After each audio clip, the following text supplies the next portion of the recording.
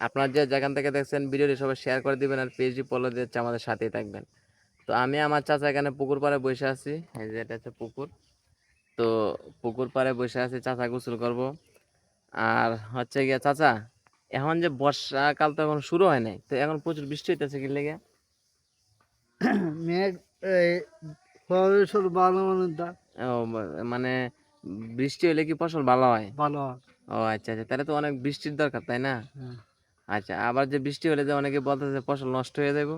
অনেক যেটা হয়েছে তো হয়েছে, যেটা অনেকদিন উঠতে হলে এটা লাগে ভালো হইলো। ও আচ্ছা আচ্ছা, তাইলে আর আমার বৃষ্টির দরকার নাই। দরকার নাই। আচ্ছা, আর আপনারা সবাই জানেন যে আমার একটা পেজ আছে নেত্রবাড়ি। তো আমি আসছিলাম, আসলে আমার মশলার স্টক শেষ হয়ে গেছে, স্টক করার জন্য। তো এখন হচ্ছে যে বর্তমানে যে ওয়েদার দেখেন, মানে কোনো রৌদ্র নাই, শুধু একদম নর্মাল ওয়েদার। তো এই ওয়েদারে কোনোভাবে হচ্ছে মশলা শুকানো যায় না। আর যদি মশলা শুকানো না যায়, তাহলে মশলা হচ্ছে খুব বেশি দিন সংরক্ষণ করে রাখা যায় না, মশলা নষ্ট হয়ে যায়।